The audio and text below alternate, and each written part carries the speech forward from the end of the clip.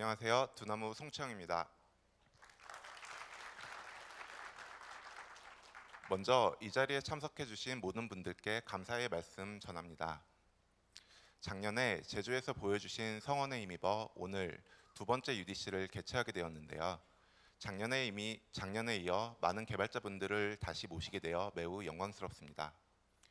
2019년 어피트 개발자 컨퍼런스 UDC의 주제는 서비스 증명입니다.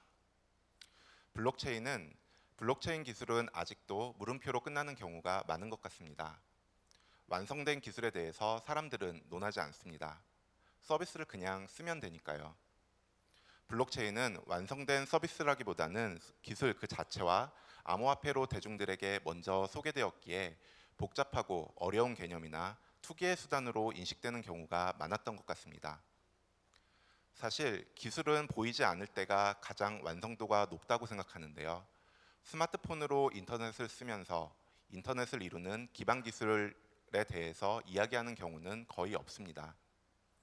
한 명이라도 더 많은 사용자를 확보하려는 서비스 경쟁이 있을 뿐이죠. 저는 이제 블록체인도 이러한 서비스 경쟁 시대에 조만간 진입하리라 생각합니다. 오늘 선보이는 블록체인 플랫폼들, 서비스들이 그 증명이라고 생각합니다. 사람들이 인터넷 기술 대신 카카오, 네이버의 이름을 부르듯이 블록체인 기술 대신 UDC 2019에서 발표되는 서비스 이름을 부르는 날이 곧 올 거라고 확신합니다. 이러한 확신을 담아 UDC 2019의 웰컴 스피치를 시작하겠습니다.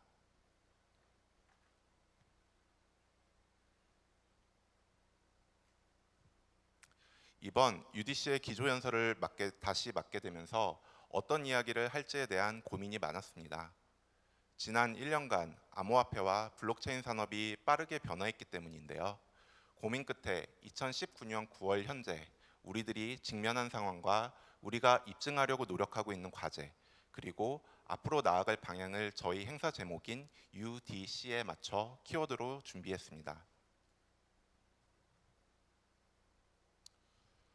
UDC의 각 키워드 중에서 가장 고민스러웠던 것이 바로 첫 글자 U였습니다. 케이아스, 즉 혼돈이라고 표현했던 작년의 시장 상황과 비교해서 지금 시장 상황을 어떤 키워드로 표현할 수 있을까 망설여졌는데요. 최종적으로 선택한 키워드는 uncertainty입니다. 객관적인 시각에서 아직 암호화폐와 블록체인 시장은 불확실성이 존재합니다. 하지만 불확실성은 마냥 부정적인 이야기만은 아닙니다. 혼돈과는 다르게 변화의 방향성을 여러 가지로 예측할 수 있기 때문인데요. 작년 한 해 벌어진 다양한 사건들은 긍정적인 가능성들을 보여주고 있습니다.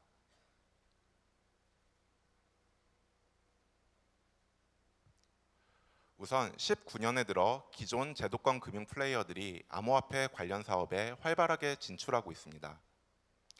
뉴욕 증권거래소를 비롯해 다양한 글로벌 거래소를 보유한 IC가 자회사를 통해 암호화폐 거래 플랫폼 사업을 진행하고 있고, 유럽에서 수익권 거래소를 운영하고 있는 독일의 보르시아 스투트가르트 역시 암호화폐와 관련한 다양한 사업을 시도 중입니다. 그 외에도 JP모건, 피델리티 등 거의 모든 글로벌 금융기관들이 암호화폐 사업에 관심을 보이고 있습니다. 산업에 대한 금융업계 전반의 인식이 변화되고 있음을 보여주는 사례라 하겠습니다. 두 번째는 주요 기업의 블록체인 프로젝트 참여 확산입니다. 18년에 진행된 대부분의 프로젝트들이 처음 이름을 들어봤거나 기존 시장에서 좋은 성과를 거두지 못한 서비스에 의해 시도되었다면 19년에 들어오면서 다양한 기업들이 전략 사업의 하나로 블록체인을 시도하고 있습니다. 19년을 떠들썩하게 했던 페이스북, 카카오, 라인 등의 플랫폼 서비스 기업은 물론이고 삼성전자, 다임러 같은 기기 제조사들도 블록체인 사업에 진출하고 있으며 비교적 보수적인 리테일 사업자인 월마트, 네슬레, 크로거뿐만 아니라 명품 브랜드인 LVMH까지 블록체인 프로젝트를 도입하고 있습니다. 이 외에도 다양한 기업들이 블록체인, 암호화폐 기반의 프로젝트를 시도하거나 관심 있게 지켜보고 있습니다. 도입 기업의 수만큼이나 중요한 것이 바로 방향성인데요. 단순히 IT 플랫폼들만의 떠들썩한 주제가 아니라 기기 제조자, 모빌리티, 리테일 등 다양한 버티컬로 확산되고 있다는 점은 블록체인이 다양한 산업에서 발생하는 문제를 해결할 수 있는 범용적인 해결책이 될 수 있음을 시사합니다.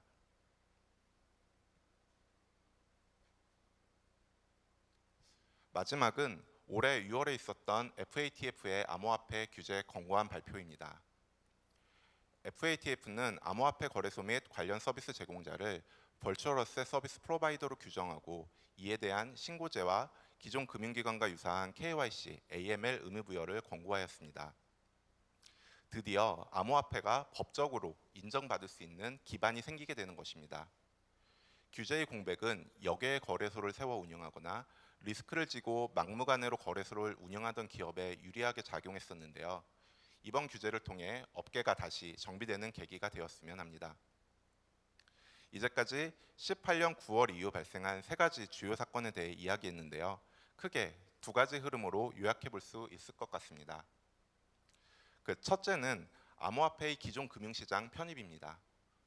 제도권 금융기관의 진출, KYC, AML, 과세 등과 같은 규제 도입은 자산으로서 암호화폐를 기존 질서에 편입하고자 하는 흐름의 일부로 보입니다. 두 번째 트렌드는 기업, 정부의 블록체인에 대한 관심 증가입니다. 앞서 살펴본 것과 같이 다양한 벌티컬 사업자들이 블록체인을 직접 도입하는 한편 기업 벤처 캐피탈을 통해 블록체인 프로젝트 투자를 확대하고 있는 추세입니다. 최근 국내 정책 과제나 규제 샌드박스에서 블록체인을 활용한 사례들이 많아지고 있는 것 역시 유사한 맥락입니다. 금융과 기업, 지금의 경제를 이루는 두 축을 중심으로 암호화폐와 블록체인이 주류로 편입되어 가는 최근의 분위기는 저뿐만 아니라 여기 계신 많은 분들이 공감하실 것으로 생각됩니다. 그럼 우리는 이런 상황에서 어떤 노력을 하고 있을까요? 두 번째 키워드인 D, 데몬스트레이션입니다. 지난 한 해 동안 우리 모두는 블록체인을 대중화하기 위해 여러 가지 시도를 해왔고 이제 그러한 성과들이 점점 가시화되고 있습니다. 업계 전반에 대한 이야기에 앞서 두나무가 하고 있는 노력들을 잠깐 소개하겠습니다. 두나무는 크게 5가지 영역에서 블록체인과 암호화폐 사업의 발전을 위해 노력하고 있습니다.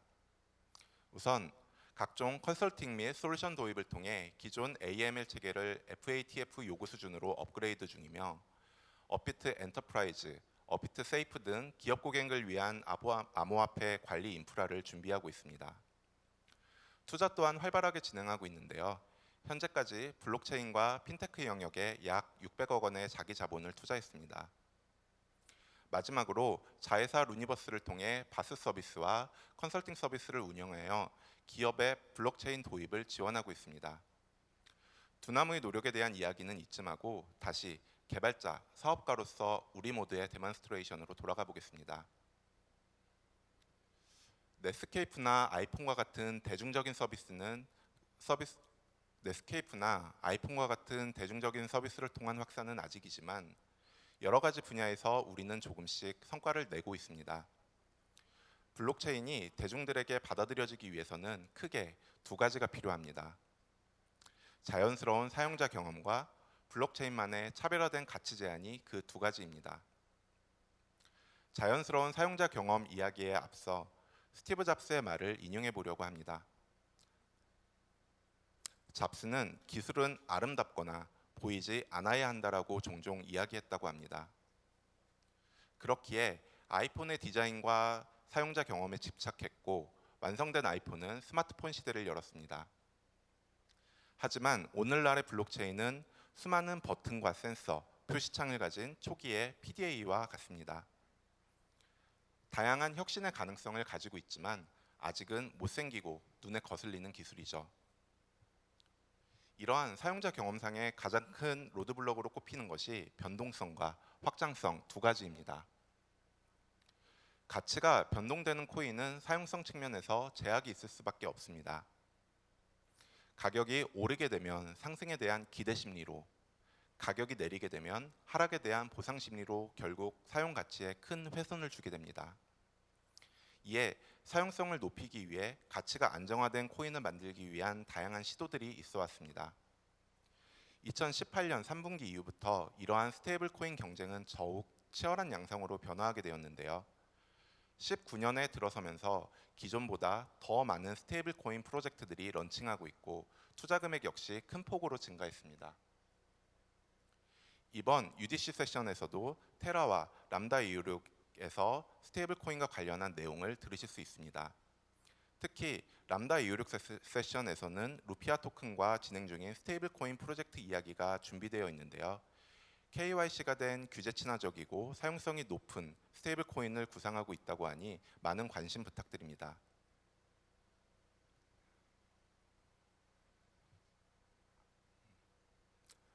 암호화폐 사용성 개선을 위해 가장 많은 노력이 이루어지고 있는 부분이 바로 이 스케일러빌리티 영역입니다. 초기 비트코인과 이더리움에서 가장 큰 한계로 지적받았던 것이 이 확장성이었는데요. 이러한 문제들은 최근 1년 사이에 큰 발전이 있었습니다. 우선 비트코인과 이더리움의 경우 라이트닝 네트워크와 라이덴, 플라즈마 등의 솔루션을 통해 처리 속도를 개선하고 있으며 그 외에도 다양한 프로젝트들이 컨센서스 알고리즘과 분산 원장 기술 측면에서 다양한 해결책을 시도하고 있습니다. UDC 2019에도 스케일러블한 메인넷들이 다수 찾아와 주셨는데요. 헤데라 해시그래프, 블락스트림, 클레이튼, 링크, 아바랩스, 토카막 네트워크 세션에서 이들의 노력과 성과에 대해 들어보시면 좋을 것 같습니다. 앞서 이야기한 두 가지 사용자 경험의 로드블럭이 해결된다면 어떤 모습일까요? 이제야 중앙화된 현재의 사용자 환경과 동일한 출발점에 서게 됩니다. 여기서 한 걸음 더 나아가 블록체인과 암호화폐만의 가치 제한을 입증할 수 있어야 혁신적인 기술이라 할 수 있습니다. 여기서는 가장 많이 시도되고 있는 세 가지 가치 제한에 대해 이야기해 보고자 합니다.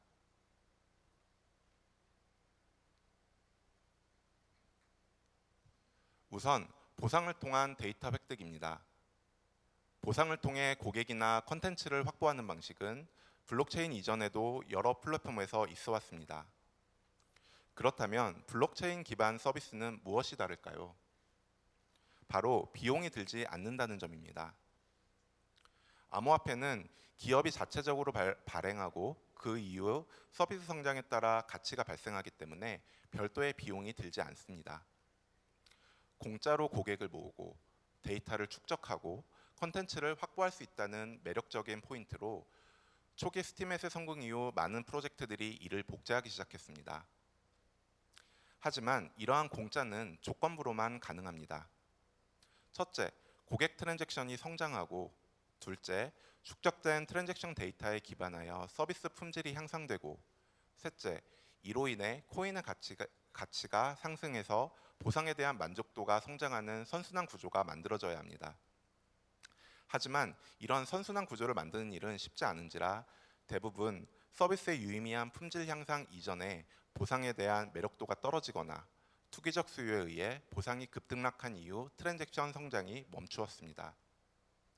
그런 의미에서 블록체인 서비스 세션에서 논의될 BAT, CRE, 세타, CPT, TTC, 루이드는 예외적인 케이스들이라 할 수 있습니다. 각각 충분히 매력적인 서비스를 기반으로 보상 구조를 설계하고 있고 축적되는 고객 데이터를 활용할 로드맵 역시 명확하게 갖추고 있습니다. 이들의 세션을 통해 보상과 서비스, 토큰의 가치를 어떻게 균형 있게 발전시켜 나가는지 확인해 주시기 바랍니다.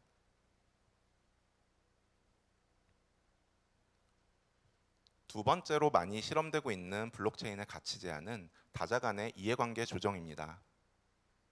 다자 간의 이해관계를 조정하기 위해서는 첫째, 문제에 대한 인식이 동일해야 하고 둘째, 이해관계가 불일치할 경우 이를 해소할 방안이 필요합니다. 기존 서비스들은 이러한 문제들을 각각 중앙화된 데이터베이스와 당사자 간의 계약으로 해결해 왔습니다. 하지만 이해관계자별로 파편화된 데이터베이스는 낮은 신뢰도와 품질로 문제에 대한 동일한 인식을 방해하고 있고 당사자 간의 계약은 많은 거래 비용이 소모됩니다. 블록체인은 이러한 문제를 공유된 원장과 암호화폐 및 스마트 컨트랙트로 해결하고 있습니다. 공유된 원장으로 신뢰할 수 있는 데이터 기반을 수립하고 암호화폐 보상과 스마트 컨트랙트로 개별 이해관계를 유연하게 조절할 수 있습니다.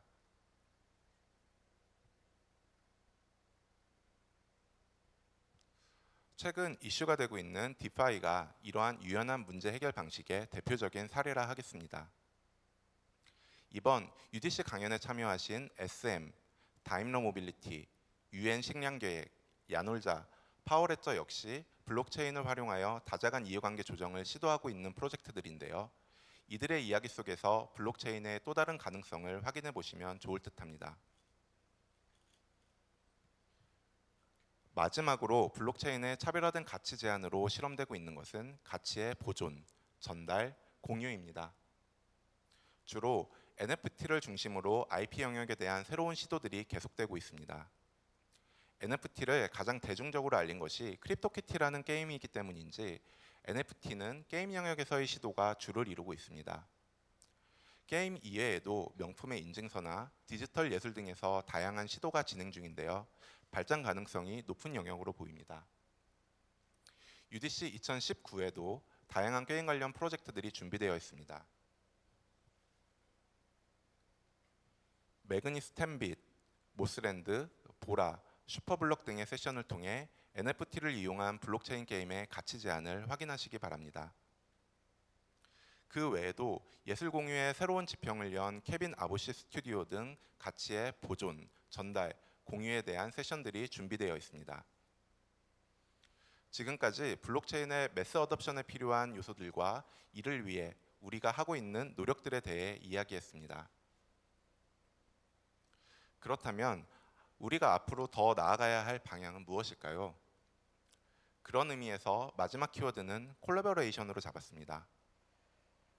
앞서 살펴본 바와 같이 우리가 입증하고 증명해야 할 문제들은 단순히 블록체인이라는 하나의 영역에 국한되어 있지 않습니다. 우리는 더 많은 개발자가 필요하고 더 많은 기획자가 필요하고 더 많은 AI 전문가, 더 많은 IoT 전문가들이 필요합니다. 또한 우리는 단순히 금융뿐 아니라 엔터테인먼트, 모빌리티, 에너지, 광고 등 더 많은 버티컬들과 새로운 가치 제안을 시도해야 합니다. 이러한 협업에 작게나마 기여하고자 UDC에서는 다양한 강연과 체험, 네트워킹 세션을 준비했습니다. 아직은 많이 어색하겠지만 남은 시간 동안 더 많이 소통하고 공유할 수 있는 시간이 되셨으면 합니다. 그리고 이곳에서 나눈 내용들을 더 많은 사람들과 공유해 주시면 좋겠습니다. AI, IoT와 같은 기반 기술이나 다양한 버티컬에서 블록체인과 관련한 이야기를 나누고 토론했으면 합니다. 비트코인과 이더리움이 오픈소스 프로젝트이듯이 암호화폐, 블록체인 역시 거대한 오픈소스 프로젝트가 되었으면 합니다. 그리고 더 많은 분들과 함께 UDC 2020에서 우리가 이뤄내는 것들을 함께 나누었으면 합니다. 감사합니다.